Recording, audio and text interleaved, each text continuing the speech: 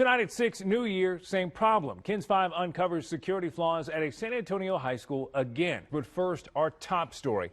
A long list of mistaken releases at the Bexar County Jail just got a lot longer. Inside the courtroom today, a little bit of drama as the judge wrestled with when Carlos Uresti would be taken into custody. Just an hour ago, this mural was a sign dedicated to the man who helped bring the Spurs their last NBA Finals championship. Now, it's a sign fans are moving on. A driver cut off on the roadway. A confrontation ensues right in this parking lot between a man and an off-duty SAPD officer. The next thing that happens is gunfire. A business shot up and 3 people hit, but no one ends up behind bars. Guys, I want you to take a look at this scene here by the side of the road. Debris and trash strewn everywhere, including the trees. It's really a big scene of where this rollover happened.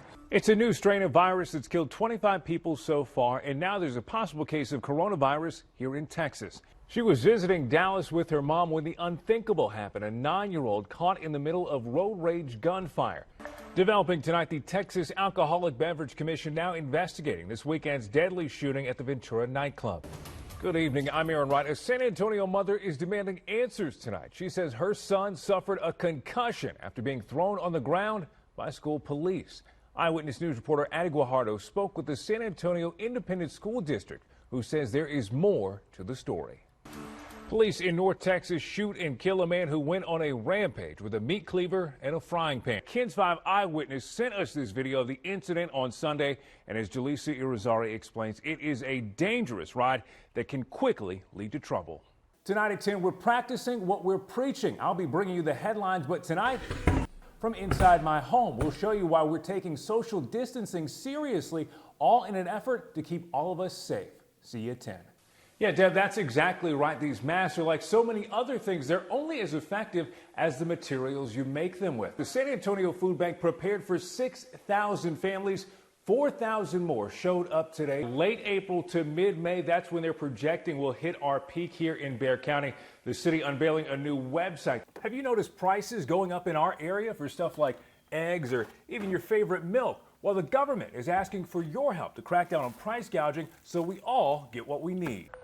Tonight, a San Antonio coronavirus patient is making history from his hospital bed. Jimmy Hayden is the first person in the city to be treated with plasma from a coronavirus survivor.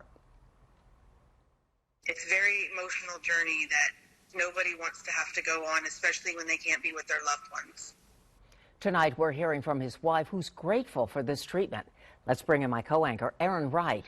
And Aaron, this plasma therapy is bringing a lot of hope. Deb, this plasma therapy could be a breakthrough, but right now doctors don't know for sure. Jimmy Hayden is improving, but until more testing is done, they aren't sure if this cure is going to be right for everyone. Excruciating just to watch him walk in there, and it was hard to leave. You know, then to get the call a couple hours later, several hours later, that they were going to put him on a ventilator was very scary. That's how Ashley Hayden recalls having to leave her husband when coronavirus symptoms made breathing difficult.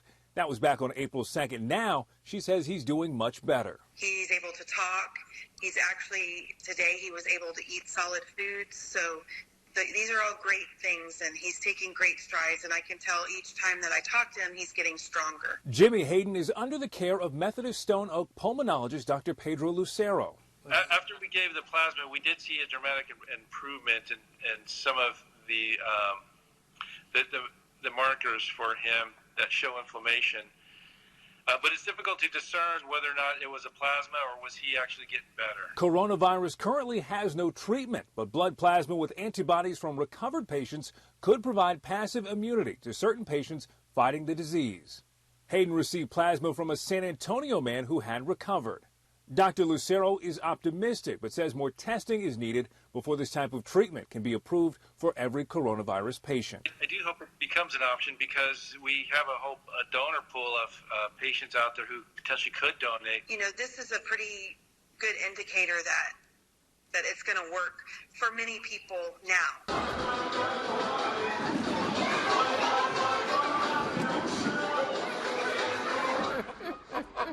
Of course, that's the part that ends up on TV.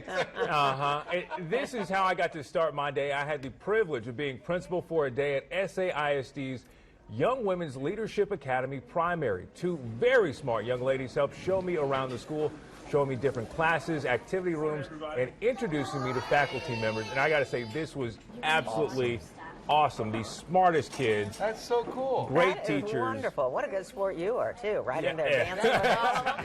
Yeah, look, Principal Wright's dancing. Yeah, they told me I didn't have a choice, so it's get going or get out. So did you rule You with were an all iron in. fist? you know how I do it. Yeah. Yeah, I was a Suspensions or complete pushover.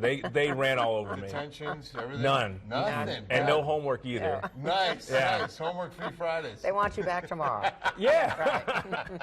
It's a huge hole, and it will never be filled. You just have to learn to deal with it, and it takes one day at a time, one moment at a time. That's how family members are remembering Lewis Cousins Sr., one of the Norfolk 17, the first students to integrate schools in Virginia. Cousins fought for equal rights in education, served his country in Vietnam, and called San Antonio home for decades. Tonight, his family shares with us just what his life and legacy means for children now following in his footsteps. I said, when we went home, Dad was a rock star.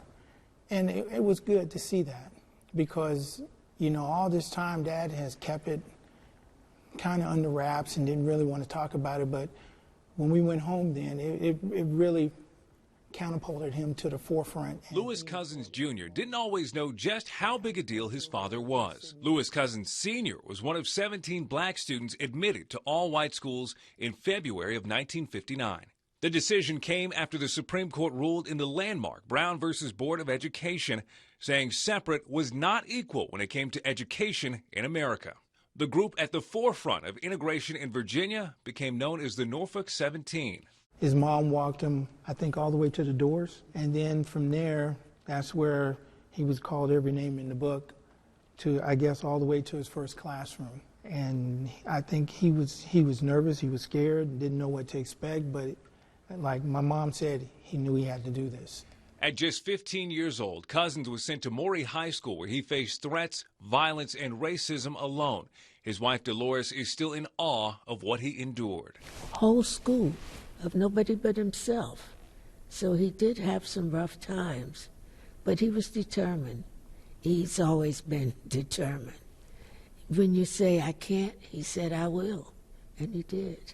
This was on the cover of Life magazine, and it shows for orientation, he's in the front row, and he has the next 4 or 5 rows all to himself.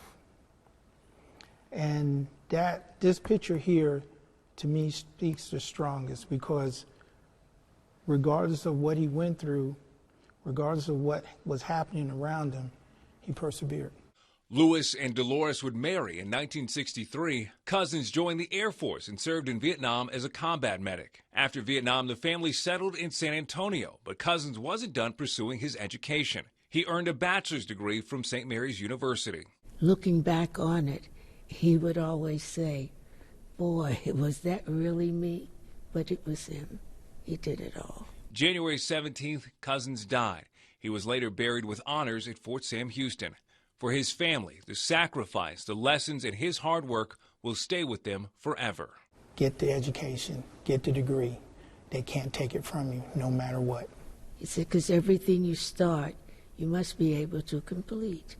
And it was rough times, but he was determined. February of last year, the city of Norfolk celebrated 60 years since the Norfolk 17.